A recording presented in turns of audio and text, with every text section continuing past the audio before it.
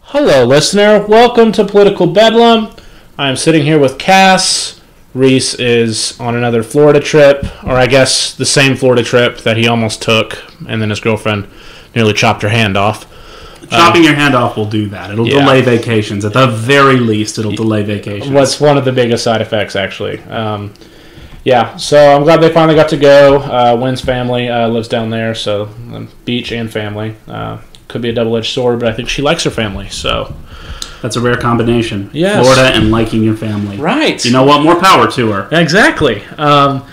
Miss Reese this week. I'll probably have him again on Monday. We are coming at you from Chandler's house on a brand new table.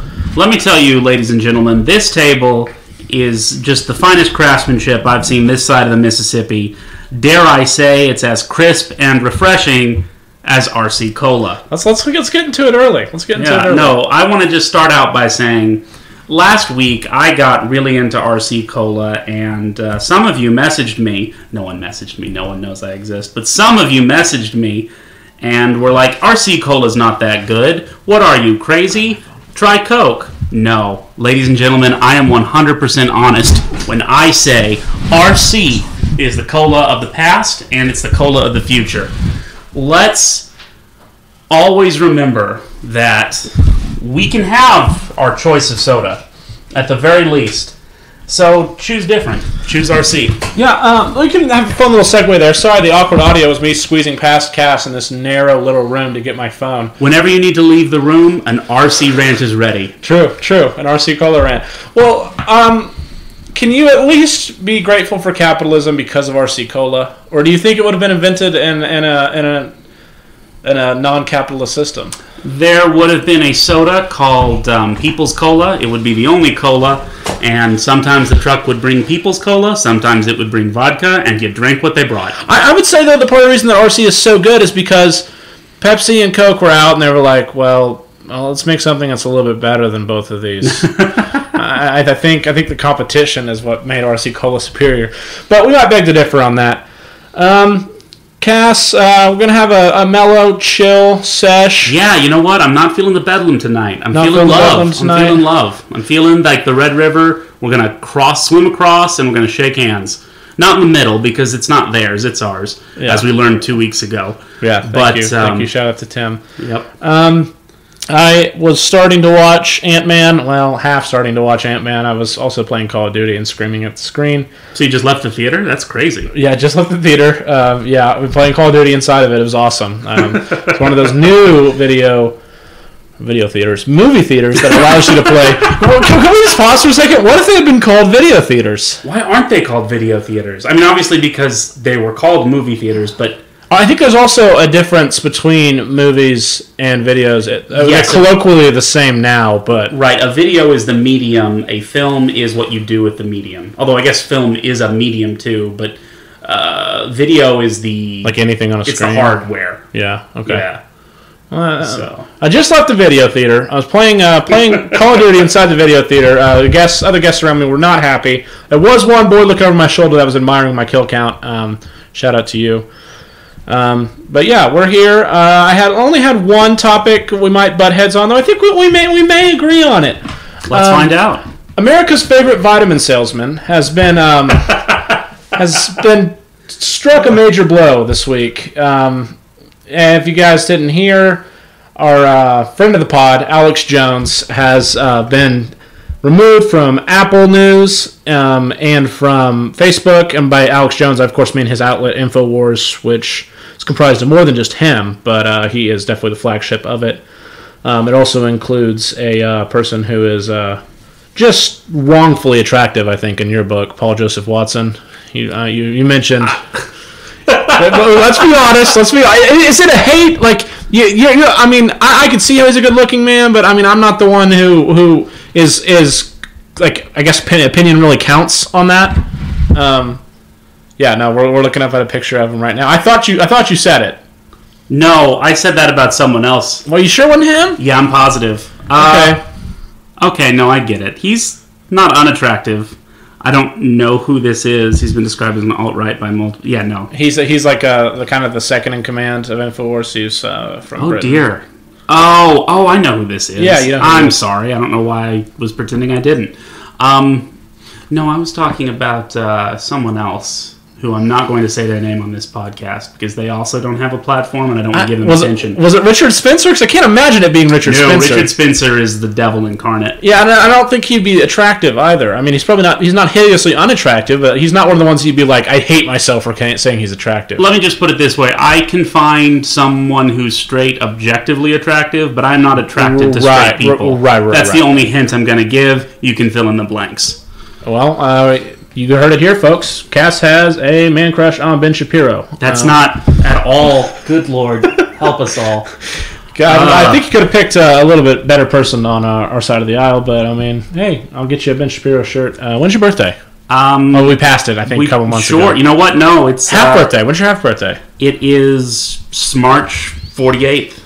We got a while for that. You can give me the Ben Shapiro T-shirt on March 48th. March 48th, and I will destroy that T-shirt. I think you like it. And too strong of a wash cycle. I'm gonna give it. You remember that one meme I showed you of Ben Shapiro looking all sheepishly at the camera, and it said, "Mom said it's my turn to play on the Xbox." Oh gosh, it's so perfect. I'm gonna give you that on a T-shirt. You can't destroy that. I will absolutely. Well, okay, that I'll keep. But yeah, no, Ben Shapiro is he's not a friend of mine.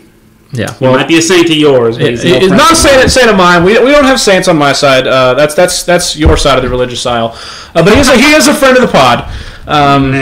He doesn't know it yet. Friend of the pod. You can call your people, whoever you have, Bernie Sanders, Joseph Stalin, whoever you like, friend of the pod. We'll still got to bring Joseph Stalin on here. I think he'd be a great interview. Well, let's get back to Alex Jones. Right. No, the point at hand. I think the most interesting development of this is the major media platform that decided not to ban him. He was taken off of YouTube, off of Facebook, off of almost every major social media except for Twitter. Yeah, did you read Jack's statement on that? I did not. Yeah, Jack basically said, I get it, but he has not violated any of our terms of service. And who is Jack for our audience? I think it's Jack Dorsey. He's one of the big heads of Twitter, along with Biz Stone, one of the founders of Twitter. Right. Think he's the CEO. I'm not entirely sure, but that's what he came out and said in a statement. Here's the thing about Alex Jones being taken off of, I guess, being deplatformed. Yeah, why aren't you angry he's been taken off? No, I mean, I am and I'm not. I totally, if you had said unobjective reporting, lies, all kinds of things. If you just called out his complete lack of credibility and the fact that he pushes dangerously false narratives, and you cited that as your reason, I don't think anyone would really be against your side. No one would be really against you. They'd be like, okay, yeah, we get it. The problem is what they said. Instead of saying that, which would have been so easy, they said that it was for hate speech. And oh God, you're gonna tell us why hate speech isn't a thing, aren't you? No, I'm not gonna tell you what isn't a thing. I'm gonna tell you what's slippery slope. Hate speech is most definitely a thing. But when you say someone is, and you don't really point to specific examples, you have people like Senator from Connecticut, Murphy. I think it's Charles Murphy. He said this, and of course he's not representative of the left as a whole, but there definitely exists this thought. Removing Alex Jones is a great start. He is the tip of the spear, and I think there is probably factions of the left, and this isn't indicative of the left. It would be the right if we were the ones who had the power to do this. But to remove more than just Alex Jones, to move more mainstream conservatives from the conversation under the label of hate speech, whether it is or isn't. And I would never say it's not a thing, but I think that is a slippery slope, and it would have been so much easier, and it would have been just as easy for them to say, hey, this guy lies all the time. He pushes dangerously false narratives. But instead, he didn't. They said hate speech. And in turn, they gave him much more power. Now it looks like he's actually being discriminated against, not for being wrong, but for what they don't like. They don't like what he has to say. And when people are already going to your site because they think that the system is wrong, the system is broken, and that you're the only one speaking the truth, this is going to do nothing but further validate those people and their beliefs and their faith in Alex Jones. I think they made the complete wrong move. Well, okay, but taking away his... You mentioned a couple things I want to address. Yeah. Let's start with the last point first. taking away his platform keeps him from being accessible. I first heard of Alex Jones on YouTube. I came across one of his videos when I was in a YouTube hole. You bought the vitamins, be honest. I'm a proud supporter of vitamins. Your body needs stuff, and your kidneys don't do anything. So true. They you need vitamins, but your diet doesn't give you anything that you need. So by taking away those access points, people aren't going to be able to stumble across him and find him. The people who are going to go to his own website are people who are already going to know. You're going to see a very marginal line of growth. Right? Can I just cut in real here? Yeah, and just let you know that the Alex Jones InfoWars app on both iTunes and Android went up in installs by 800% this week. Yes, by people who were probably previously getting it from YouTube and didn't have access. True. Well, I guess I'm just saying that... I don't know. I don't think this is going to completely deplatform him as they intended. No, he has the right to create his own platform, but I think these businesses made the right move in taking him down. I would agree that for hate speech is a good reason. I don't think talking about how we should, rise up and kill the drag queens is appropriate. I think it's inflammatory. I think it's deeply homophobic. Said a lot of awful things, insulting Sandy Hook survivors for one. I don't know if he said rise up and kill the drag queens. Though I would agree that that's hate speech. That, I believe, is the thing that got him off of YouTube. Interesting. Yeah, there was a specific line he said. Now, of course... Now, that is hate speech. Anything that leads to... There's a direct call to violence is hate speech.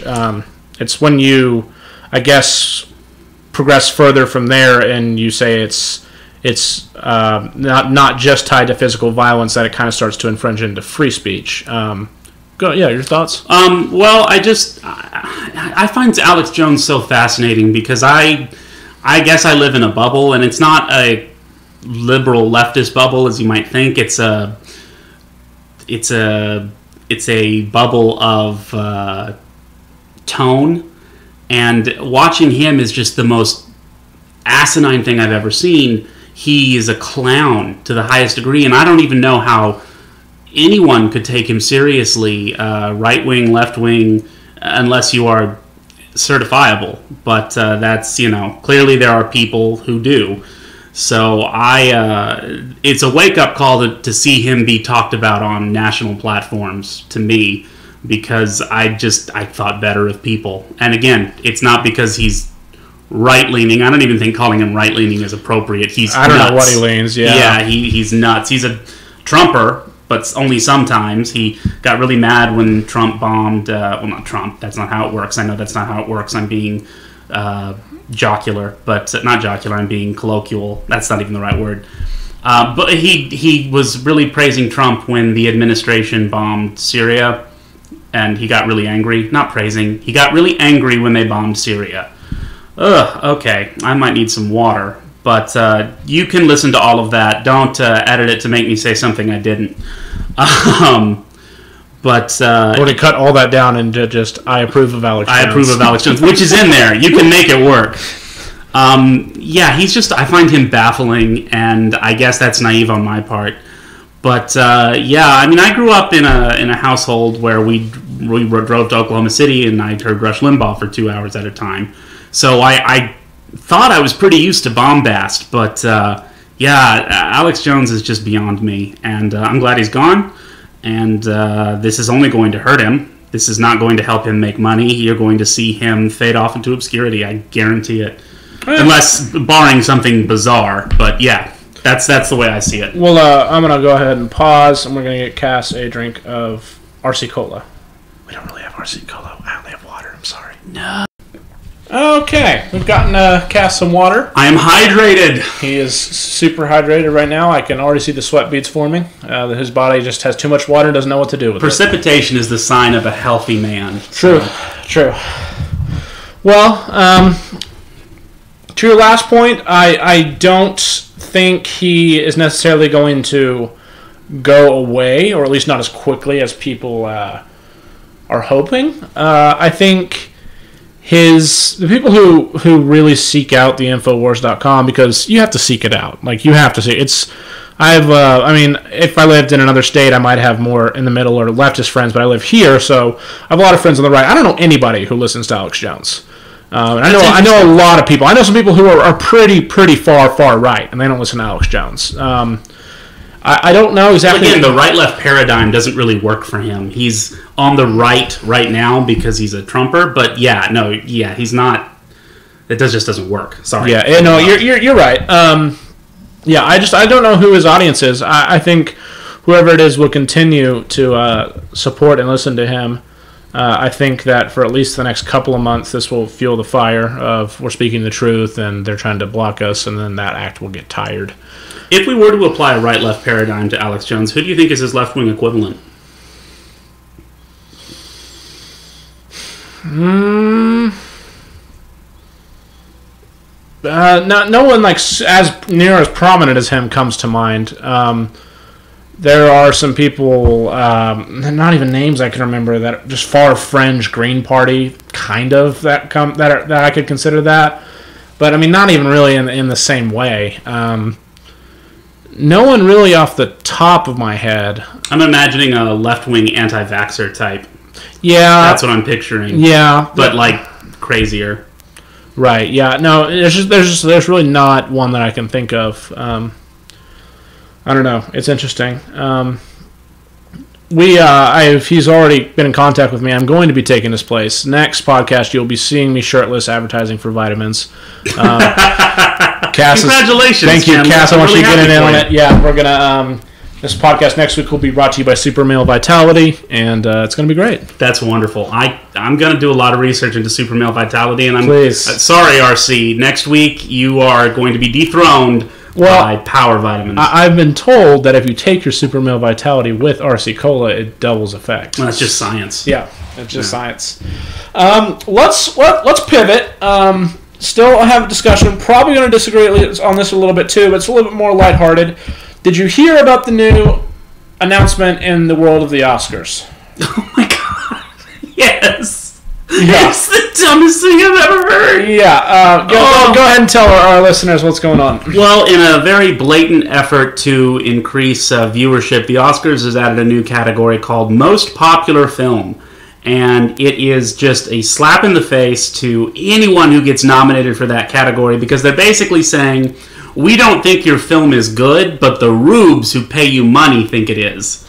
Yeah. I'd like to just point out, though, I'm blanking on his name, but a friend of mine shared a post from someone I think nailed it on the head. Just that movies are in trouble. If you get to the point where what the critics like and what the people like is so different, you have to have different categories.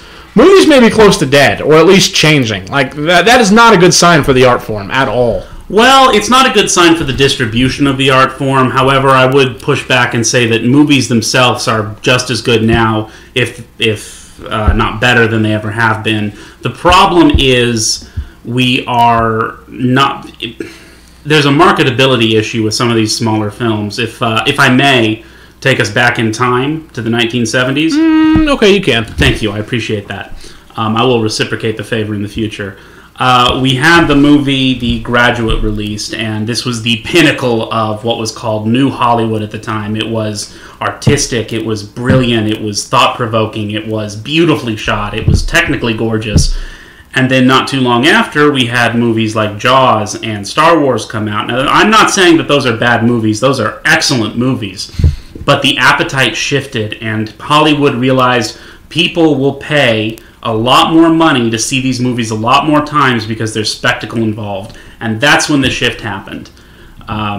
So since the 70s, we've had this exponential rise of blockbusters.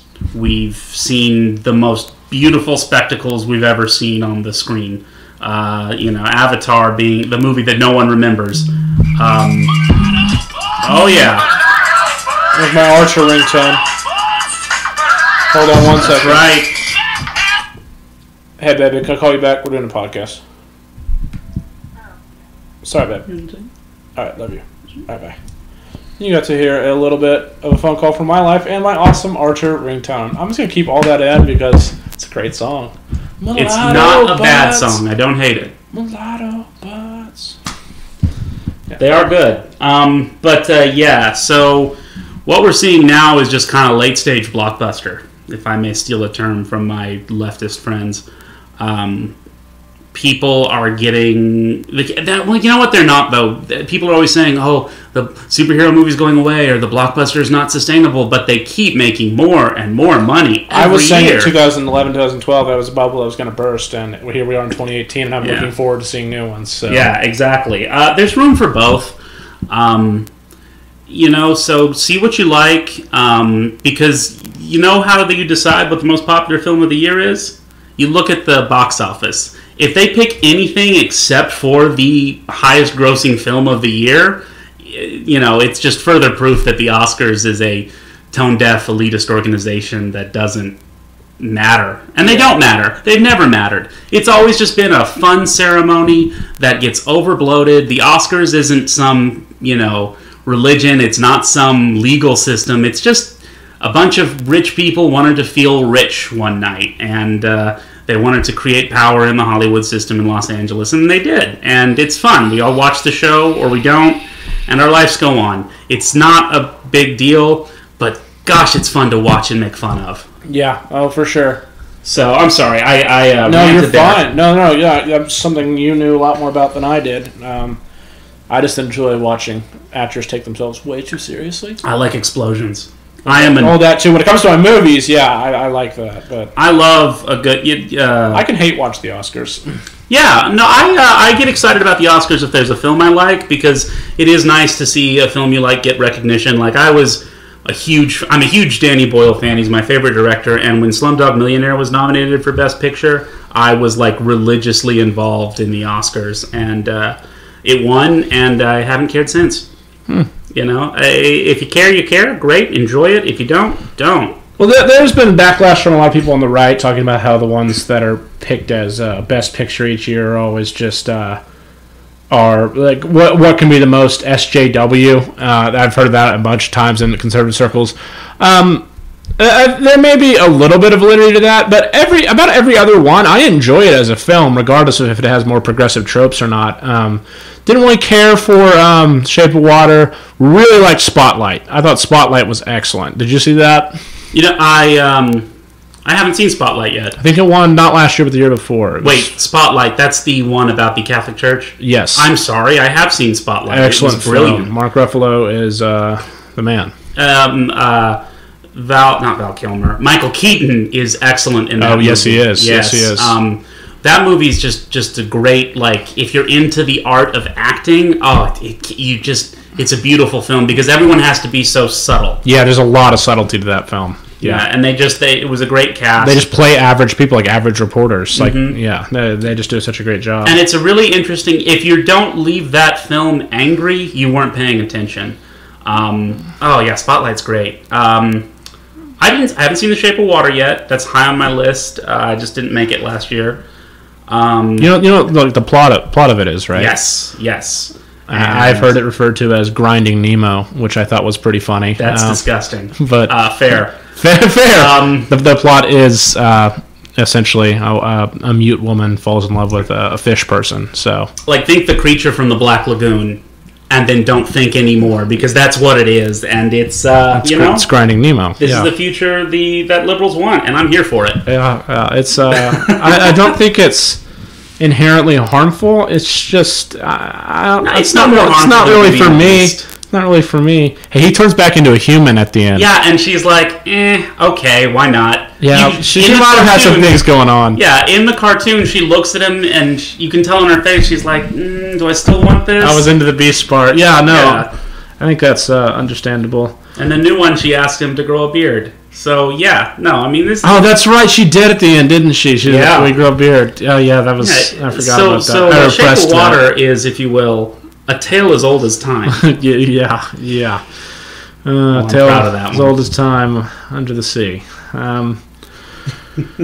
Well, Cass, what has been going through your mind lately? We're just keeping it chill here. Yeah, no, I mean, man, what hasn't been going through your mind? When you have a low-grade anxiety disorder, your mind is constantly racing with ideas. So, what have I been thinking about lately? Let me take a look and see what's been on my mind. He's pulling out a notebook with just bizarre scribbled ideas all over it right now. This is to contact the old ones. I have got some notes in here somewhere. Okay.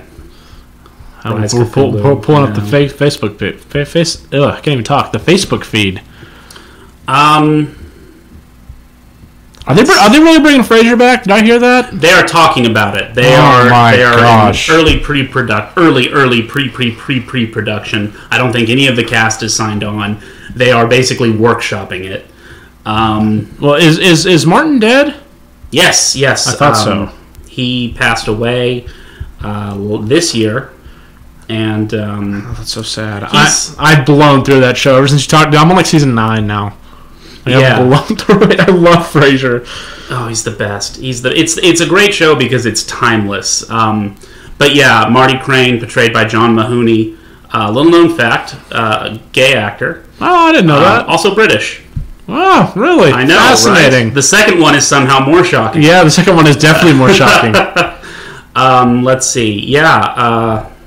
He was 77, and reboots are so popular right now, and everything they've rebooted so far over at NBC, no, you know what? No, not even NBC.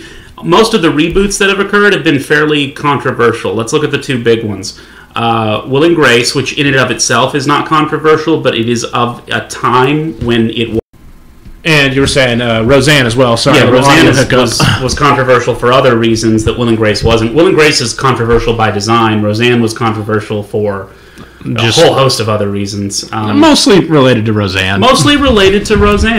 I find it interesting they're going to reboot the show without her and just call it The Connors, which is just the most desperate. It's as desperate as releasing a category called Most Popular Film. Yeah, it's pretty bad. But you know what? Anything to keep John Goodman in the public consciousness. America's uncle. So, yeah. TV's been on my mind. There's a lot of great. I'm still strong on the Steven Universe train. Oh, yeah. Good for you. Yep. Not much more to say there. Did you see there's a new movie on Netflix with K. Graham and K. Bell? Did you see it? No, I haven't. Tell me about it. Yeah, I haven't seen it yet. I saw about the first 30 minutes. Meredith came over when we were watching it. It's a depressing start.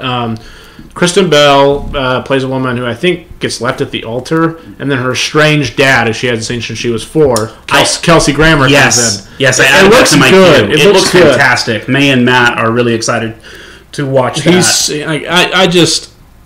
He's so great. He's a consummate professional. Kelsey Grammer is just a great actor. I guess because he's typecast, he doesn't get more work.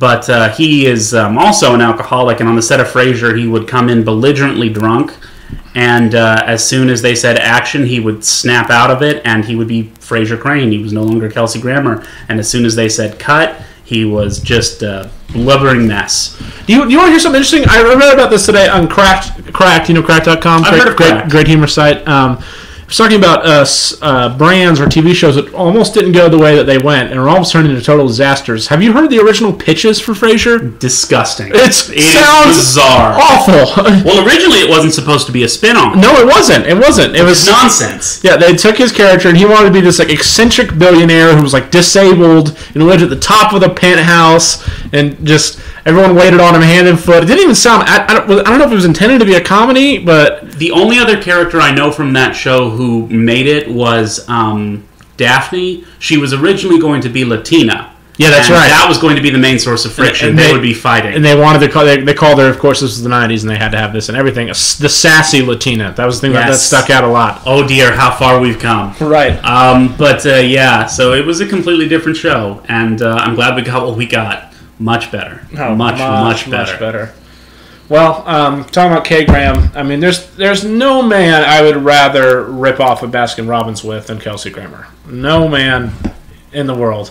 Are you a member of the Best Friends gang? Best Friends gang.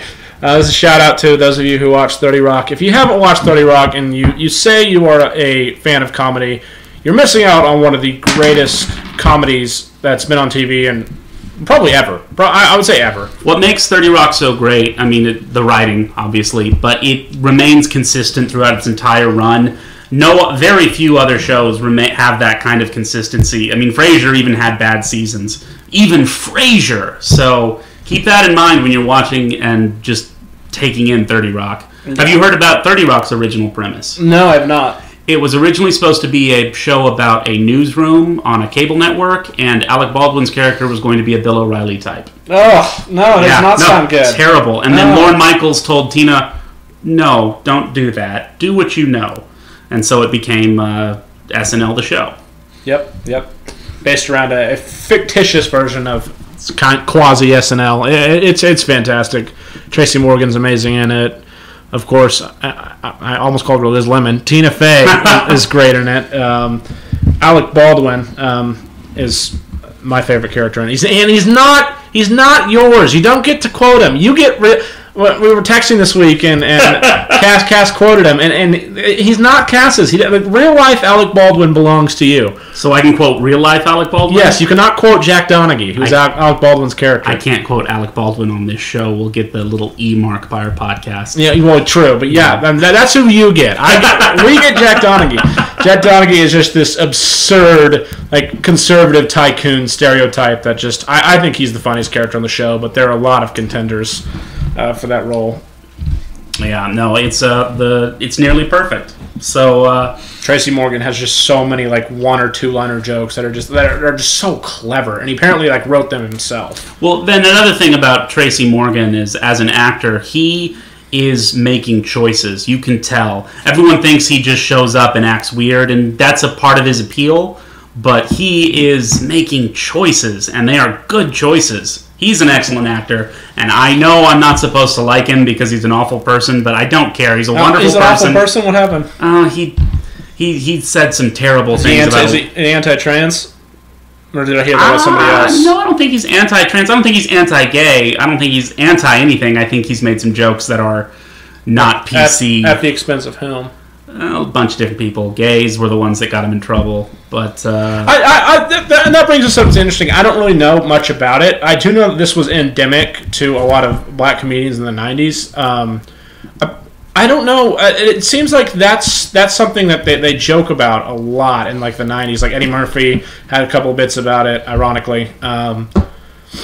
Tracy Morgan, Cat Williams. They I guess that was more a heavily used trope. Is that because I definitely don't know about it. I'm neither black nor gay, but is it just viewed as something different in the black community than it is in the white community? Well, let me just qualify this by saying that I am not qualified to talk about. He's more qualified than I am. Well, so it's the guy who wears really, really, really thick prescription lenses leading the blind into this our conversation. So that's perfect. That's the new name of the podcast. Perfect.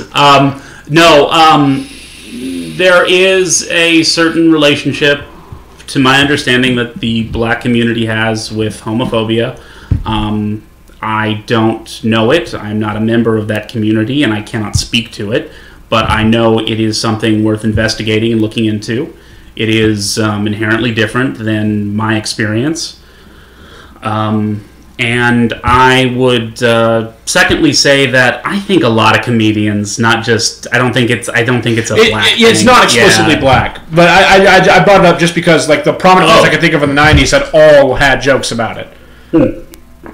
Another good example of older comedians making jokes that don't age well, Mel Brooks has a bunch of jokes, particularly about the queer community, that just don't work anymore because we're smarter than we were. Well, it's surprising too with him. Being in the West Coast entertainment industry for so long. I'm sure he developed relationships and even close friendships with people. Well, I think you can't judge people on jokes they make in the past, and I think this is the thing that we're talking about now. But comedy is constantly evolving, and comedy never ages well. It's as far as the mediums go, and acting and drama, it ages first because comedy is always of its time. Except physical comedy. Except Frasier. Frasier is eternal. Frasier's eternal. I have a theory that in 1,000 years, or even on a different planet, in another galaxy, people would put in a tape of Jackass and would think it was hilarious. Physical comedy, I think, will transcend time. It'll transcend species. I really think that physical humor, I don't know. I feel like if we got like an alien version of Jackass, we could probably think it was funny. I mean, the Three Stooges are always funny. Oh, yeah. I laugh at the Three Stooges. Oh, yeah, they're still funny. Yeah. Physical comedy's pretty timeless. But, when you try to make social commentary, like, go back and watch Blazing Saddles, which is a classic. You should all watch it. It's not my favorite Mel Brooks movie, but it is definitely his most lauded. A lot of the jokes do not age well. And, I don't think we should condemn comics for trying material unless it's openly, aggressively, It violates. Cool. Yeah. Like, we know what right and wrong is, like, for its time. And, I mean, you can definitely violate that. And, I mean, you should get pushback. What's your favorite Mel Brooks movie? I don't know. I'm going to have to say this probably not going to hold up as my favorite. But just as a kid, like, if I watched it now, I probably would have a different answer. But just from how many times I watched it as a kid, Spaceballs. Spaceballs. I bet it's a popular answer. Mine is History of the World Part 1. Young Frankenstein's good, too. Young Frankenstein is the one I watch the most because it's just so tight and so well made. Those are my two favorite. Oh, High Anxiety. It's one of his lesser-known films, but it's a parody of Vertigo and the Alfred Hitchcock film, and I highly recommend that to anybody. But yeah, no, I've talked about her before on the podcast, but there is a great YouTube essayist named Lindsay Ellis who's talking about what I'm talking about, and but she's much more articulate, and it's a much better explanation. Just look up Lindsay Ellis and Mel Brooks, and it'll be the first thing that pops up. It is an excellent video that gets into how comedy works and what makes Mel Brooks unique, and very informational, very funny. She's very funny in her own right. If you really are into comedy, if you really like it as a medium and as a genre, I highly recommend that video. Well, I'm talking about one that had aged well. I'm going to go ahead and type up the episode description right now while it's on topic, because I was doing it earlier and I was just thinking, I'm going to have to listen to this whole thing again to find out just exactly what we talked about. So yeah, this one's very freewheeling. Yeah, so I'm going to go ahead and write this one down. But one that has aged well, I think, and maybe it's just because of everything that is drawn from it, or maybe it's just that good of a movie. I think that both Airplanes have aged pretty well. I've never seen the second one. You never seen the second one? No, I've never seen the second one. It's a lot more the first one. The first one's okay. I don't laugh out loud to it. I don't. Really? Yeah, I get it, but Did you laugh out loud when you first saw it? No. Really? How old were you when you first saw it? Probably 12. That's surprising. Yeah, no, you think, yeah. I also never found Animal House funny, which I know is a classic that a lot of people talk, but that's not going to be funny to someone our age. Do you like Animal House? It's okay. I didn't laugh out loud at it. Yeah. Caddyshack? Did you like Caddyshack? I like it as a movie. I don't laugh that much at it. It's fine. I like watching. Talking about a movie that I watched when I was a teenager that makes me roll over laughing every time is Superbad, and that's not going to be funny in 15 years. Superbad is of its time, very and much so. It's funny to me. Mean Girls is funny to me. It's not going to be funny in 20 years. Clueless is less funny to me. And I hate Breakfast Club, which I guess really isn't a comedy, but definitely a product of its time. I'm not a Breakfast Club person either. I don't get it. Sorry about that a second ago, folks. Another audio pickup. I had a good high school experience.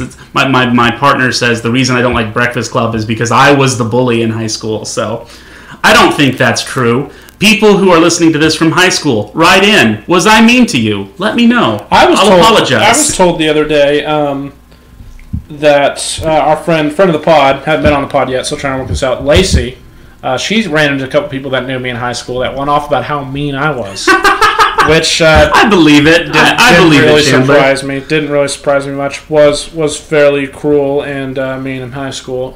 Don't regret any of it. All of you deserved it. Where'd you go to high school again?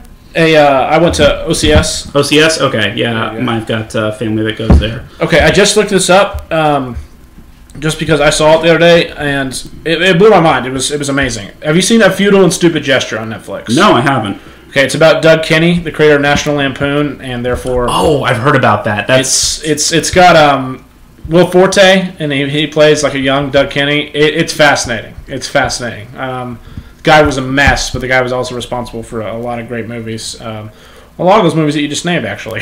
Older movie I do find really funny, Vacation and Christmas Vacation. Yeah, those were his. The European Vacation.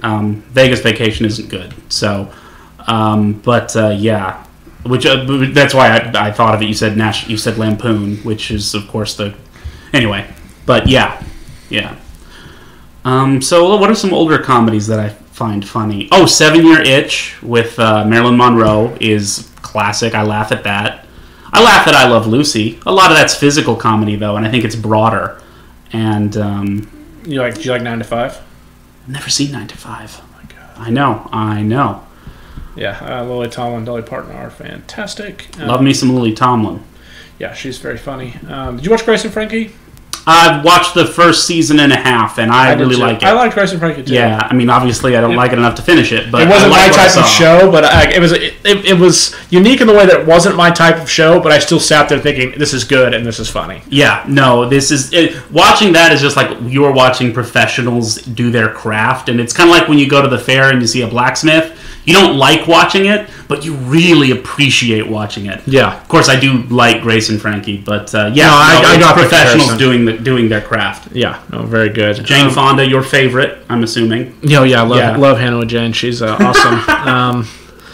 Let's fast forward a little bit. Favorite comedians doing it today? Are you a stand-up fan? We didn't really talk about stand-up. We've never talked about stand-up. That's weird. I was really into stand-up for a long time. I was caught up on all my favorite people. It's all kind of slowed down the last year or two, but definitely still, I know a lot of people that are doing it today. Most mainstream people I know and have seen their specials. I'm kind of behind right now, but of course there's the standards that everyone loves. John Mulaney is fantastic. Do you like John Mulaney? Yeah, John Mulaney is... Yeah. John Mulaney is... definitely the everyman comic as of right now. Very few obscenities, very few just dirty jokes. I can watch it with my parents, and they think he's hysterical. He's very broad, and just his appeal, he's fantastic. And he doesn't lose his how funny he is by being as broad as he is. So, he's one of the best doing it. I would say that for sure. Oh, someone else I really like is... Mike Birbiglia. Oh, Mike Birbiglia is very funny too. So good. A little bit dirtier, but he's still not that bad either. He's a lot more saccharine, and I usually use that word in a negative context, but he is very, very good. He's older. I wouldn't necessarily call him one of the current comedians because I think his class is the one who are on top of the game now. They're not the up and comers. Yeah. And I think that his stuff's going to stand the test of time because it's going to be the stuff that he's going to be a comedian's comedian. Yeah, no, he will. Yeah. My favorite comedian that's doing it right now, and this is the one I grew up with because a pretty religious household, and this was a guy who keeps his act entirely clean, but is still like someone like Louis C.K. and Doug Stanhope will be like, this is the guy, and that's Brian Regan. Very, very, very funny. I'm not too familiar with him. I mean, I know who he is, but he's very, very funny. He's like, I heard Doug Stanhope and Louis C.K. They were on a panel and they were talking about it, and they were just they would talk about jokes that they would listen to him do, and they'd be like, why didn't I think of that? Like almost to every joke in his stand-up. Speaking of timelessness, Louis C.K. will never not be popular. He will never do anything to lose the nation's trust. Right. It's only a slow decline I see for him. I'll definitely still watch his specials. I mean, obviously not going to condone anything that he did. I do think though that he was very straight up about like, I'm kind of a sack of his crap. Apology was BS. Yeah, but I mean, at the very least, like I feel like he acknowledged that like, I'm an awful person. I know my celebrity's going to take a hit. It was completely disrespectful to the victim the way he worded it. I don't remember it exactly. I don't remember it exactly either. I just remember reading it and thinking, you don't care about what you did. You don't care about the person you did this to. You care about... Well, wasn't it multiple people? Well, yes, but you know what I mean. Yeah. The only, Me Too apology that I think was worth anything, and it really wasn't even a Me Too moment, was...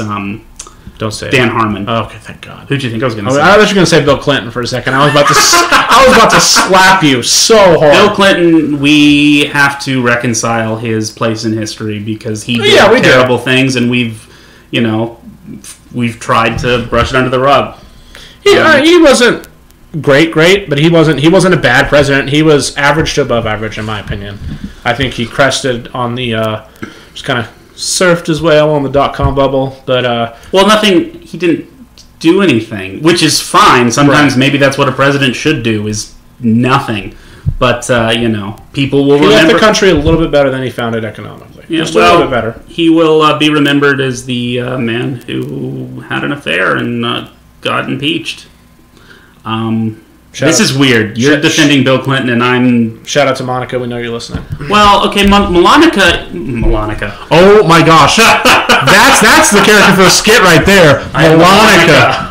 Well, maybe a Melania Monica hybrid character. That's. Oh, don't make them both more miserable than they are. Yeah. But Monica Lewinsky is a victim, and she's a victim of, frankly, Bill Clinton, and a victim of the nation. We treated her terribly. I would say victim of the nation. I don't know about victim of Bill Clinton. What he did was definitely repugnant. I mean, I never really, at least from what I know about the situation, got the impression that it wasn't completely consensual or even wanted. And part of that might have been because of his star power. Well, that's part of it that we have to take into account. And I could be completely wrong. I don't want to take away her agency.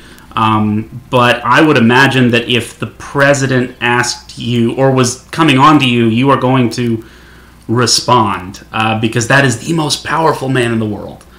And that power dynamic is just, I don't know. And again, I shouldn't say anything because that's her business, and we've talked about it as a country for way too long, or maybe not enough. Who knows? I like Mark Maron.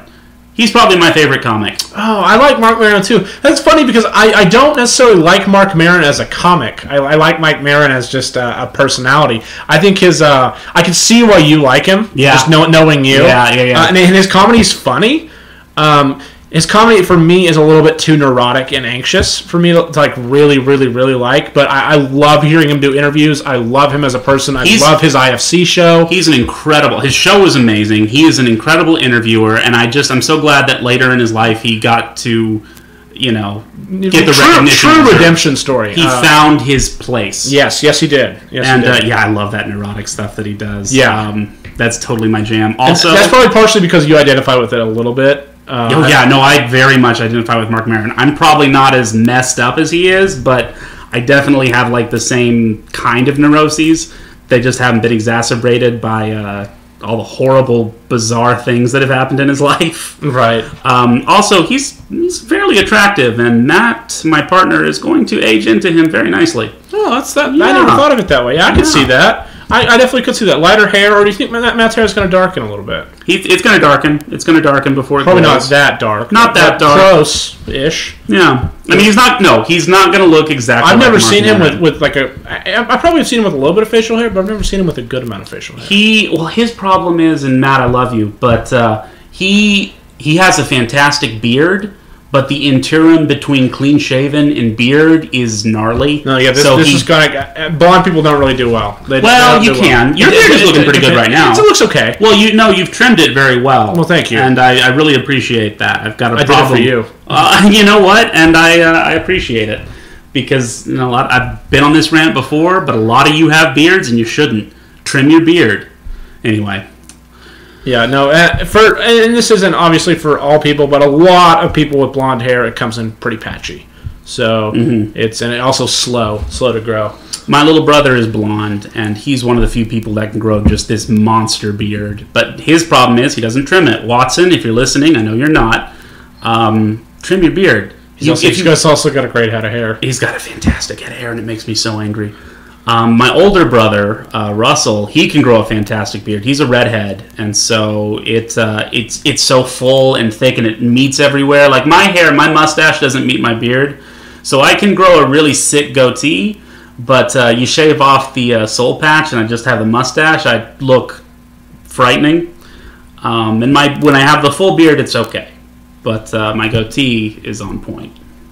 Well, yeah, that's good. And I think that's pretty much the lesson I've learned today. I think it's a good lesson. Yeah. Well, guys, I think this is a decent place to wrap it up. We finally got to talking about facial hair, and I think that's the natural ending for any good podcast. We've solved the world's problems. Once again, shout out to RC Cola. Next week, we will Well, I know we look or sound okay now, but you're just wait until how vital we sound next week. We're going to have our vitality is going to be through the roof. We're going to be super males, super male vitality coming through. I'm going to punch a hole in a cardboard cutout of Alex Jones to kind of separate the brand from Alex. Yeah, we're taking over. This is a complete rebranding of the product. Yes. You all don't understand what this product can do for you because Alex Jones has been misleading you. He has been. Do you want to be Alex Jones or do you want to be us? You want to be us. I feel like he's worth more money, though. He's worth a lot more money, but he doesn't get to see his kid, and you do.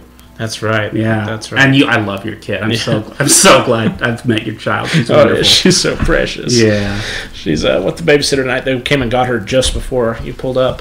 But anyway, that's our signing off point. We love you, listeners, and I know we haven't had a guest in a while. I was trying to get one tonight, just kind of impromptu. I've been real busy with a new job and 6 weeks of training. Cass is, of course, a lazy communist, and I don't think his people are you're even... not wrong. But here's the thing. I'm going to give you the Cass Wentland guarantee that next week we will have a guest. I don't know who.